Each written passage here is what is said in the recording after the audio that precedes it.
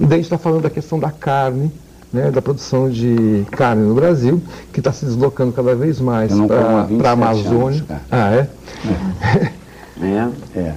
Então, mas a produção de carne vermelha, de carne vermelha está indo cada vez mais para a Amazônia, né? Nós estamos desmatando para criar boi.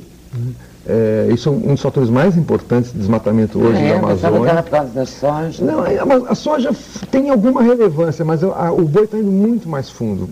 E a quantidade de área é muito maior. O Brasil produz extensivamente carne. É uma coisa louca, você precisa de 1 hectare para cada cabeça de gado. Quer dizer, 1 hectare é 10 mil metros quadrados. Mas é para o consumo interno ou é para exportação? Grande parte é para o consumo interno e uma parte significativa para a exportação. São as duas coisas, né? Mas a maioria é para o consumo interno. Mas veja, no Brasil a gente precisa de 1 hectare, como eu estava dizendo, 10 mil metros quadrados, 100 por 100, né? É um quarteirão. Né? 100 metros por 100 metros. Uma quadra. Cada cabeça de gado. Esse é nosso. Porque os nossos. Espaçoso. Ele é muito espaçoso, para pastar. É uma uniconectividade do pasto. Então, assim, como o nosso boi é um boi que está andando por aí, não é um boi confinado, que é alimentado, como na Europa, o boi fica paradinho e o pessoal fica colocando comida na boca dele. O nosso boi não, o nosso boi caminha, o tal do boi verde. É até a nossa marca. O Brasil usa isso para exportação, o boi verde. É o boi que não leva. Que não come comidas produzidas, é um boi que come pasto. Né? Então, como o boi come pasto, ele precisa de muita área, né? E o Brasil tem um rebanho, a gente tem mais gado no Brasil do que tem gente. Né? O nosso rebanho é de 200 milhões de cabeças. Né? Nós temos 180 e tantos milhões de pessoas. Nós temos mais gado no Brasil do que pessoas.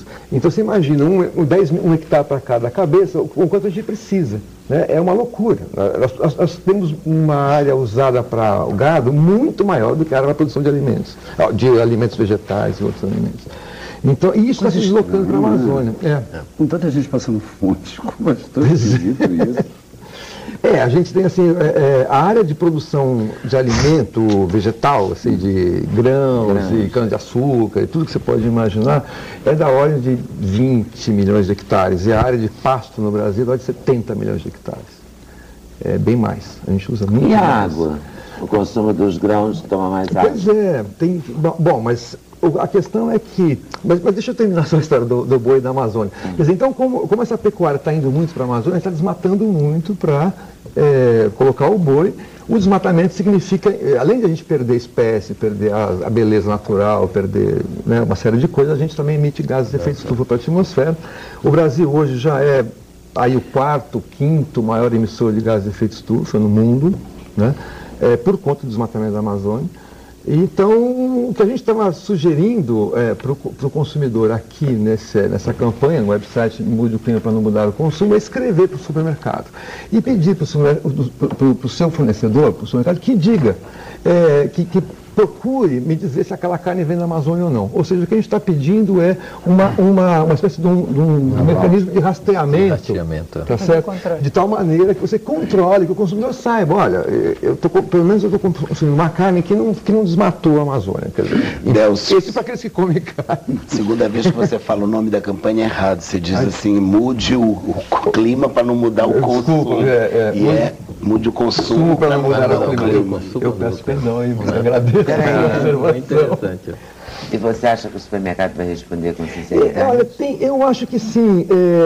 Isso é um mecanismo que vem acontecendo, não só para a carne, mas para muitas outras coisas. Como membro de um Instituto de Defesa do Consumidor, você certamente vai acreditar que um dia a gente vai consumir um produto porque ele é politicamente correto, porque ele não usa trabalho escravo, porque ele não desmata a Amazônia e tal. Muitos consumidores procuram isso. Sim, mas... isso é nicho, tá certo? Isso ainda é um nicho, é uma parte da população. Mas é melhor acreditar nisso do que acreditar que não vai mais consumir, do ponto de vista consumo sustentável. É mais razoável. A pessoa abrir mão de todo aquele conforto, de tudo que aquele consumo dá, é mais fácil ela buscar um produto correto do que abrir mão daquele consumo. Olha, sabe, Leda, assim, o que a gente observa nas pesquisas de opinião pública, e aqui no Rio o ISER faz uma pesquisa que é o que o brasileiro pensa do meio ambiente, isso é periódico, já faz mais de 20 anos que eles fazem, é que a gente observa um crescimento no número de pessoas, na fração da sociedade, que diz que pelo menos a afirma que pagaria mais por alguma coisa se ela tivesse vantagens A, B, C, D, relações ambientais e sociais. Talvez isso não se reflita ainda totalmente. Quer dizer, não é porque 20% da população fala isso que 20% da população age assim. Tá certo? São vários Brasis. Pois é, e ainda tem a questão também que muitos brasileiros precisam aumentar o seu consumo para ter uma vida digna, tá certo? Quer dizer, nós estamos falando aqui de uma fração da população que consome, né? Grande parte não consome. E não consome pelo menos o que precisaria consumir para estar bem alimentado, para estar bem vestido e bem educado, né? Então, eu acredito que sim, eu acredito que as pessoas vão devagar mudando.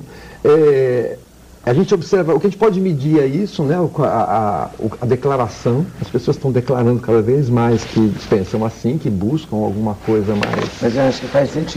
O que a Renata falou, é mais fácil você comprar uma coisa, sei lá, no supermercado, por exemplo, você mesmo pegar os legumes, em vez de você pegar aquele legume que já está numa bandeja de isopor, que tem um plástico em cima, que não sei o que, não sei o que lá, né? Porque aí você vai acrescendo, claro.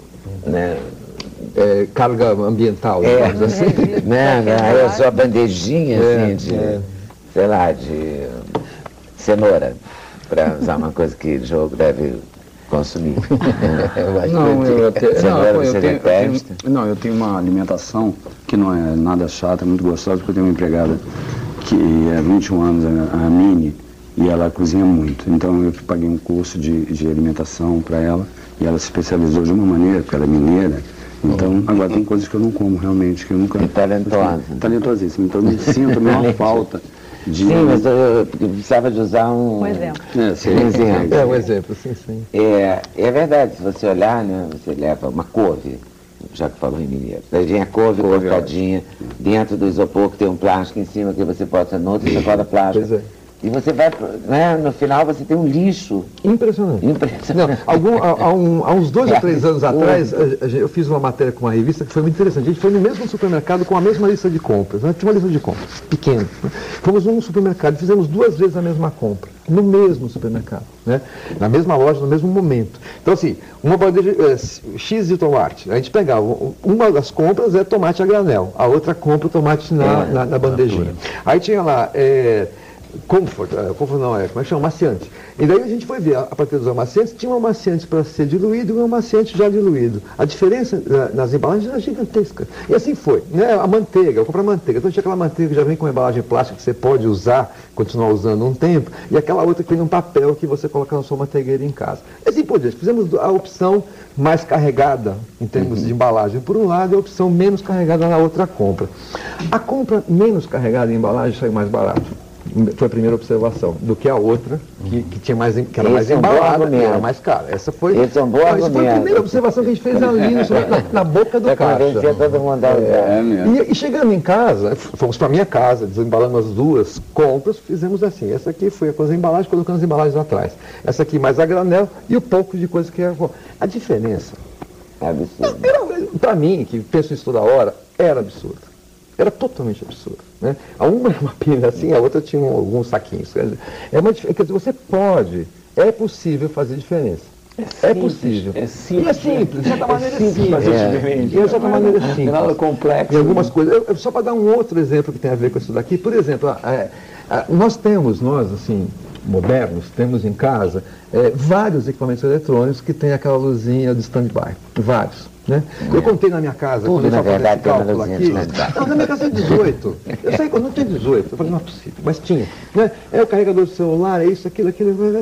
Bom, cada um desses equipamentos, cada um deles que está em stand-by, gasta consome 1 watt a 3 watts de potência, é pouquinho, né? É bem pouquinho. Mas soma 3 watts ao longo de 30 dias, 24 horas por dia, e isso vai fazer isso vai dar uma conta vai dar um aumentozinho lá significativo na sua conta de energia.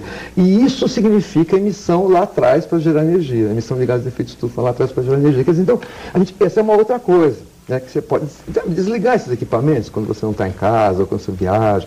Ou seja, tem uma série de coisas que acho que não vou ficar aborrecido.